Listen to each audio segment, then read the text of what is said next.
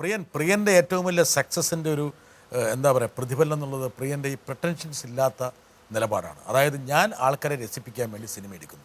ഒരുപക്ഷെ നിങ്ങൾ ആ ഗ്യാങ് ഉദ്ദേശിക്കുന്ന ആദ്യകാലത്തെ ആ സൗഹൃദം സംഘം പ്രവർത്തനം ആരംഭിച്ചപ്പോൾ പോലും നിങ്ങളുടെ മനസ്സിൽ സാധാരണ നിങ്ങളുടെ തലമുറയിലുള്ള ആൾക്കാരുടെ ചിരിക്കുന്ന മുഖമായിരിക്കും നിങ്ങളുടെ മനസ്സിലുള്ളത്.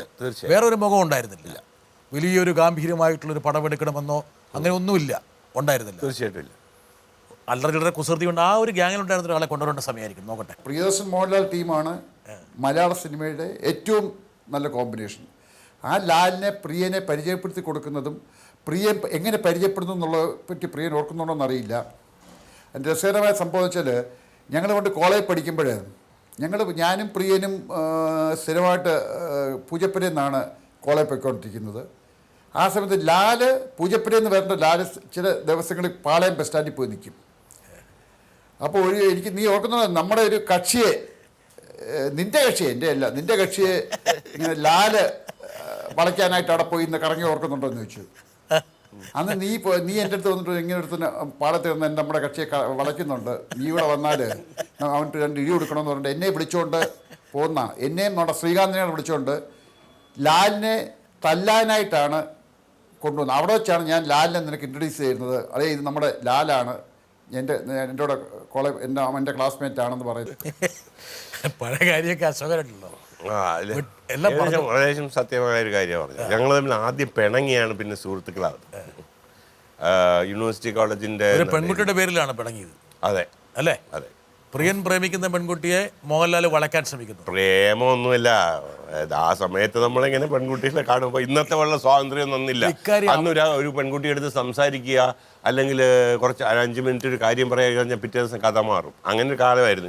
ഇന്ന് ഇവർക്കൊക്കെ ഒരുപാട് ഫ്രീഡം ഉണ്ട്. അല്ല, ഒരുപക്ഷെ ഈ പിള്ളേർക്ക് അറിയാൻ വേണ്ടി ഒരു കാര്യം ചോദിച്ചു, അവർക്ക് വേണ്ടിയിട്ട് അവരുടെ മനസ്സിൽ വന്നതാണ്. പ്രിയൻ പ്രേമിക്കുന്ന കാര്യം പെണ്ണിനെ അറിയാമായിരുന്നോ? അത് തന്നെ സംശയമാണ് എനിക്ക്. സത്യമായിട്ടും അറിയാമായിരുന്നോ എന്ന് സംശയമാണ്. കാര്യം വെച്ചാൽ ആളെ പറ്റി പറയുന്നില്ല. ഞാൻ ഒരുപാട് നാളുകൾക്ക് ശേഷം ആ കുട്ടിയെ കണ്ടു ഈ അടുത്ത കാലത്ത്. ബോംബെയിൽ ക്യാമറയിൽ എടുക്കാൻ പറ്റില്ല. കണ്ടു എന്നല്ല, അവർ വന്ന് എൻ്റെ സിനിമകൾ കണ്ട കാര്യം പറഞ്ഞു. ഒരിക്കലും ഞാനൊരു ഫിലിം മേക്കറൊന്നും ആവുമെന്ന് അവർ വിചാരിച്ചിട്ടില്ല. പക്ഷെ എങ്കിൽ പോലും അവര് പ്രിയന്റെ പ്രേമം പിന്നെ ഒരുപക്ഷെ അന്ന് സംസാരിച്ചില്ലെങ്കിൽ പോലും അവരെ വളയ്ക്കാൻ ശ്രമിച്ച മോഹൻലാലിന്റെ ശ്രമത്തെ കുറിച്ച് അതിന്റെ വിറ്റെന്താന്ന് വെച്ചാല്, ഞങ്ങൾ എന്നിട്ട് ഒരു ഫ്ലൈറ്റിൽ ട്രാവൽ ചെയ്തപ്പോൾ ഞാനിങ്ങനെ വെറുതെ ചോദിച്ചു ഇങ്ങനെ മോഹൻലാലിൻ്റെ വലിയൊരു ഫാനാണ്. പക്ഷേ ഈ പറഞ്ഞ കാര്യം മോഹൻലാൽ അവരുടെ പുറകെ നടന്നു എന്നുള്ള കാര്യത്തിനെ കുറിച്ച് അവർക്ക് അറിഞ്ഞുകൂടാ. എന്തൊരു അബദ്ധമായി പോയി എന്ന് പറഞ്ഞവർ. അതൊക്കെ ഞാൻ പറയുന്നത് ഒരു BA ഫസ്റ്റ് ഇയറിലൊക്കെ ഒരു കാര്യങ്ങളാണ്. പക്ഷേ പ്രിയൻ ഒരുപക്ഷെ തിരിഞ്ഞു നോക്കുമ്പോൾ ഇങ്ങനെയുള്ള ചില രസകരമായിട്ടുള്ള മുഹൂർത്തങ്ങളായിരിക്കാം നമുക്ക് നമ്മുടെ ഭാവിയിലേക്കുള്ള പ്രയാണത്തിൽ ഒരുപാട് രസകരമായ. തീർച്ചയായിട്ടും ഒരുപാട് ഡയലോഗുകൾ സിനിമയിൽ എഴുതി, ഒരുപാട് എസ്പെഷ്യലി കിലുക്കം എന്ന സിനിമയിലെ ഒരുപാട് ഡയലോഗുകൾ, കോളേജ് ജീവിതത്തിനകത്തെ ഒരുപാട് ഡയലോഗുകൾ ഞാൻ കിലുക്കത്തിൽ എഴുതിയിട്ടുണ്ട്.